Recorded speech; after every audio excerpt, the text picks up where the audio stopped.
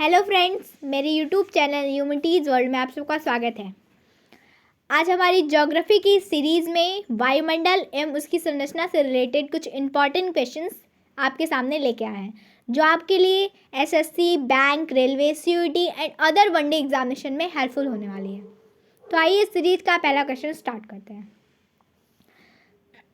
वायुमंडल में सर्वाधिक कौन सी गैस मिलती है? तो वायुमंडल क्या है?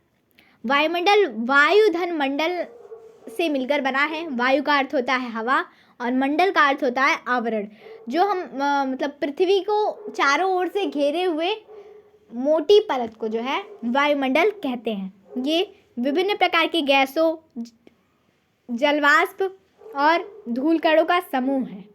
तो उसमें जो सर्वाधिक मात्रा में जो गैस पाई जाती है वो नाइट्रोजन है। सर्वाधिक मात्रा में नाइट्रोजन गैस पाई जाती है। इसका जो प्रतिशत है वायुमंडल में 78.03% है। 78.03% है। ठीक है, अगले क्वेश्चन पे आते हैं। निम्नलिखित में से कौन सी गैस ग्रीन हाउस प्रभाव के लिए उत्तरदायी है? तो कौन सी गैस है जो ग्रीन हाउस प्रभाव के लिए उत्तरदायी है? तो CO2। CO2 जो है ग्रीन हाउस प्रभाव के लिए उत्तरदायी है। CO2। ठीक है, अगले क्वेश्चन पे आते हैं। भूपृष्ठ में परिवर्तित अवरिक्त वितरण के अवशोषण द्वारा भू वायुमंडल के तापमान में वृद्धि की प्रक्रिया को क्या कहते हैं? तो भू वायुमंडल के तापमान में वृद्धि की प्रक्रिया को हम ग्रीन हाउस प्रभाव के नाम से जानते हैं। ग्रीन हाउस प्रभाव के नाम से जानते हैं। अगले क्वेश्चन पे आते हैं। वायु में नाइट्रोजन का प्रतिशत कितना है? तो वायु में जो नाइट्रोजन का प्रतिशत है वो 78.03% है। ये वायुमंडल में सर्वाधिक मात्रा में मिलने वाली गैस है। वायुमंडल में सर्वाधिक मात्रा में मिलने वाली गैस है। ठीक है, अगले क्वेश्चन पे आते हैं। कौन सा वायुमंडल की परतों का सही क्रम है? तो वायुमंडल को विभिन्न मतलब घनत्व तथा तापमान के आधार पर विभिन्न परतों में विभाजित किया गया है। कई लेयर्स में विभाजित किया गया है। तो 5 प्रकार की परतों में विभाजित किया गया है। तो पहली जो परत है वो क्षोभ मंडल है, दूसरी परत समताप मंडल, तीसरी मध्य मंडल और चौथी आयन मंडल। पांचवी जो है सबसे अंतिम परत, उसे हम वायुमंडल या आयतन मंडल के नाम से भी जानते हैं। तो क्षोभ मंडल जो है इसमें मौसम ये जो परत है वो जीवों के लिए सबसे महत्वपूर्ण परत है, क्योंकि इसमें हमारी प्राणवायु जो गैस है ऑक्सीजन वो पाई जाती है और ये इस मंडल में ही मौसमी घटनाएं घटित होती हैं। और समताप मंडल में जो है इसमें मौसमी घटनाओं से पूरी तरह मुक्त क्षेत्र है, जिसमें वायुयान चलाने के लिए अनुकूल दशाएं पाई जाती हैं। और इसमें ही ओजोन परत भी पाई जाती है, जो सूर्य से आने वाली पराबैंगनी किरण को अवशोषित कर हमारी पृथ्वी की रक्षा करती है, जिसे हम पृथ्वी की रक्षा कवच के नाम से भी जानते हैं। और मध्य मंडल में अंतरिक्ष से आने वाले उल्कापिंड अगर इस मंडल में प्रवेश करते हैं तो वो जलकर भस्म हो जाते हैं। आयन मंडल ये भी हमारे लिए बहुत ही इम्पॉर्टेंट परत है, जो पृथ्वी से रेडियो तरंगें संचारित होती हैं जब वो वायुमंडल में प्रवेश करती हैं, और वायुमंडल के जब आयन मंडल वाले में प्रवेश करती हैं तो इसी परत द्वारा, आयन मंडल की परत द्वारा ही पुनः पृथ्वी पे अवशोषित मतलब पुनः वापस आती हैं, परावर्तित होकर पुनः वापस आती हैं। और वायुमंडल ये वायुमंडल की सबसे अंतिम परत है। तो उसका करेक्ट आंसर जो होगा क्षोभ मंडल, समताप मंडल, मध्य मंडल, आयन मंडल और वायुमंडल। तो दूसरा वाला जो है इसका करेक्ट आंसर होगा। यही वायुमंडल की परतों का सही क्रम है। अगले क्वेश्चन पे आते हैं। क्षोभ मंडल की धरातल से औसत ऊंचाई लगभग कितनी है? तो क्षोभ मंडल की जो धरातल से औसत ऊंचाई है वो लगभग 14 किलोमीटर की है। लगभग 14 किलोमीटर की है। अगले क्वेश्चन पे आते हैं। निम्नलिखित में से किस मंडल को संवहन मंडल भी कहा जाता है? तो किस परत को संवहन मंडल के नाम से जाना जाता है? तो क्षोभ मंडल जो है उसको हम संवहन मंडल, परिवर्तन मंडल और पृथ्वी के ढक्कन के नाम से भी जाना जाता है। क्षोभ मंडल, संवहन मंडल, परिवर्तन मंडल और पृथ्वी के ढक्कन के नाम से क्षोभ मंडल को जाना जाता है। ठीक है, अगले क्वेश्चन पे आते हैं। क्षोभ मंडल वायुमंडल का सबसे, यहाँ पे मिसप्रिंटिंग हो गई है, तत्व नहीं होगा तप्त होगा। तप्त परत है। तो क्षोभ मंडल जो है वायुमंडल की सबसे तप्त परत है, क्योंकि ये पृथ्वी के अत्यधिक निकट है और पृथ्वी के पृष्ठ से ये गर्म हो जाती है। तो इसका करेक्ट आंसर है, यह पृथ्वी के पृष्ठ से तप्त हो जाती है, इसके कारण ये वायुमंडल की सबसे तप्त परत है। और क्षोभ मंडल में ही मौसमी घटनाएं होती हैं और ये इसमें हमारी जो प्राणवायु गैस है वो भी पाई जाती है। अगले क्वेश्चन पे आते हैं।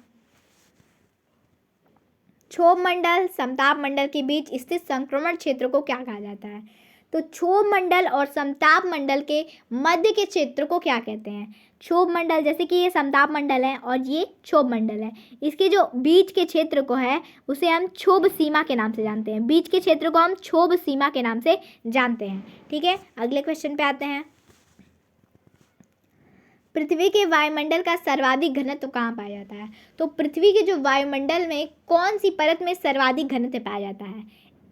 तो क्षोभ मंडल में जो है पृथ्वी के वायुमंडल का सर्वाधिक घनत्व इसी परत में पाया जाता है, यानी कि क्षोभ मंडल में। ठीक है, अगले क्वेश्चन पे आते हैं।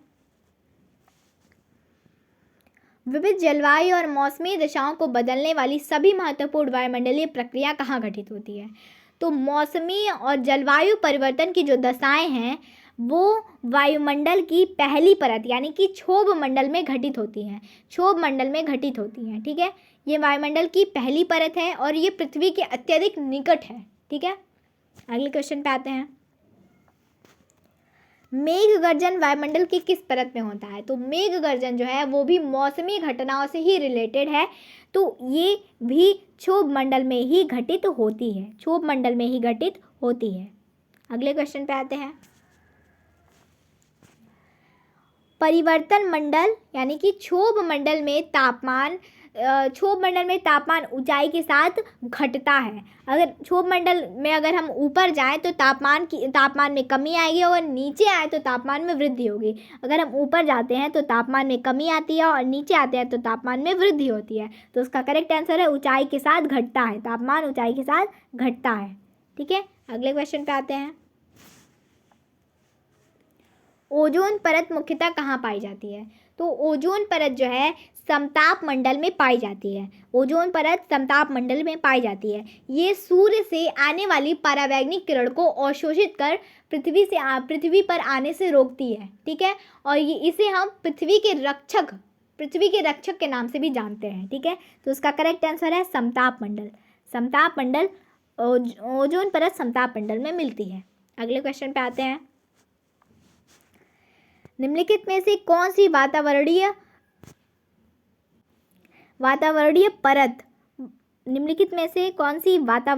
परत सूर्य की परावैंगनिक किरण को अवशोषित करती है? तो यहाँ पे परत होगा। ठीक है, तो समताप मंडल में जो है ओजोन परत पाई जाती है, वही सूर्य से आने वाली परावैंगनिक किरण को अवशोषित करती है। तो उसका करेक्ट आंसर है समताप मंडल, इसमें ओजोन परत पाई जाती है। अगले क्वेश्चन पे आते हैं। समताप मंडल को जो जेट विमान की उड़ाने के लिए आदर्श माना जाता है, क्योंकि समताप मंडल में अगर वायुयान चलाने की अनुकूल दशाएं हैं तो क्यों उसको वायुयान चलाने के लिए अनुकूल दशाएं उस मंडल को माना जाता है? तो उसका कारण जो है इस परत में बादल तथा अन्य मौसमी घटनाएं नहीं होती हैं। तो उसका करेक्ट आंसर है इस परत में बादल तथा अन्य मौसमी घटनाओं के कारण मौसमी घटनाएं नहीं होने के कारण इस परत में जेट विमान या वायुयान चलाने के लिए अनुकूल दशाएं होती हैं। अगले क्वेश्चन पे आते हैं। वातावरण की वह परत जो रेडियो तरंगों को परिवर्तित करती है और वो कौन सी है? तो वातावरण की वो कौन सी परत है जो सूर्य से संचारित होने वाली रेडियो तरंगों को पुनः परिवर्तित कर पृथ्वी पे वापस भेजती है? तो उसे हम आयन मंडल के नाम से जानते हैं। ठीक है, ये पृथ्वी की चौथी परत है। ठीक है, अगले क्वेश्चन पे आते हैं। संचार उपग्रह किस वायुमंडल स्तर यहाँ पे होगा ठीक है, स्तर, ये मिसप्रिंटिंग हो गया है, में स्थित है। तो संचार का जो उपग्रह है वो किस वायुमंडलीय परत में स्थित होता है? तो वो तो वो उसका करेक्ट आंसर है आयन मंडल। करेक्ट आंसर है आयन मंडल। ठीक है, अगले क्वेश्चन पे आते हैं। किस वायुमंडल की परत को मौसमी परिवर्तन की छत के नाम से जानते हैं? किस वायुमंडलीय परत को मौसमी परिवर्तन की छत के नाम से जाना जाता है? किस वायुमंडलीय परत को? तो मैं आपको फिर से रिपीट कर देती हूँ कि किस परत में मौसमी घटनाएं होती हैं और इसी परत को मौसमी परिवर्तन की छत के नाम से जाना जाता है। तो वो है क्षोभ मंडल। क्षोभ मंडल को मौसमी परिवर्तन की छत के नाम से जाना जाता है।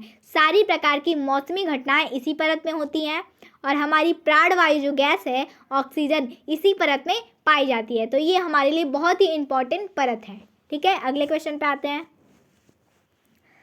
पृथ्वी की सतह से सबसे दूर वातावरणीय परत को क्या कहा जाता है? तो पृथ्वी की सतह से जो सबसे दूर स्थित परत है उसे क्या कहा जाता है? तो उसे हम वायुमंडल के नाम से जानते हैं। वायुमंडल के नाम से जानते हैं और यह वायुमंडल की सबसे अंतिम परत है। यह वायुमंडल की सबसे अंतिम परत है। अगले क्वेश्चन पे आते हैं।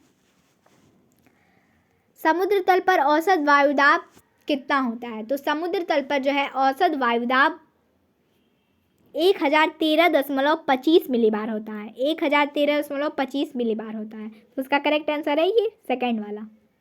अगले क्वेश्चन पे आते हैं। वायुदाब में अचानक आने वाली कमी निम्न में से किसका सूचक है? अगर वायुदाब में अचानक से कमी आ जाए तो वो किसका सूचक है? तो वो तूफानी मौसम का सूचक होती है। तूफानी मौसम का सूचक होती है। अगले क्वेश्चन पे आते हैं। ओजोन परत पृथ्वी से करीब ऊंचाई पर है। तो ओजोन परत पृथ्वी से करीब 20 किलोमीटर की ऊंचाई पर है। ओजोन परत पृथ्वी से करीब 20 किलोमीटर की ऊंचाई पर है। ठीक है, अगले क्वेश्चन पे आते हैं।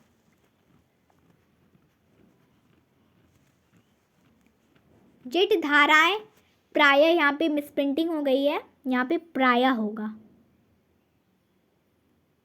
प्रायः कहाँ पाई जाती हैं? तो जेट धाराएं जो हैं वो कहाँ पाई जाती हैं?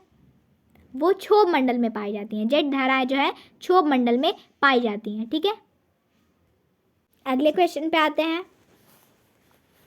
पृथ्वी के ऊपर मौजूद वायुमंडल परत की संख्या कितनी है? तो पृथ्वी के वायुमंडल को कितनी परतों में विभाजित किया गया है? कितनी लेयर्स में विभाजित किया गया है? तो हमारी पृथ्वी मतलब हमारे वायुमंडल में हमारे वायुमंडल को 5 परतों में विभाजित किया गया है। पहली परत क्षोभ मंडल, दूसरी समताप मंडल, तीसरी मध्यमंडल, चौथी आयन मंडल और सबसे अंतिम परत जो 5वीं परत है वो उसे वायुमंडल के नाम से जानते हैं। ठीक है, तो यहाँ पे अब हमारी क्वेश्चन की सीरीज़ ख़त्म हुई। दोस्तों, अगर आपको हमारी वीडियो पसंद आई हो तो हमारे चैनल को सब्सक्राइब करें, लाइक करें और शेयर करें और कमेंट करके ये ज़रूर बताएं कि आपको वीडियो कैसी लगी। जय हिंद।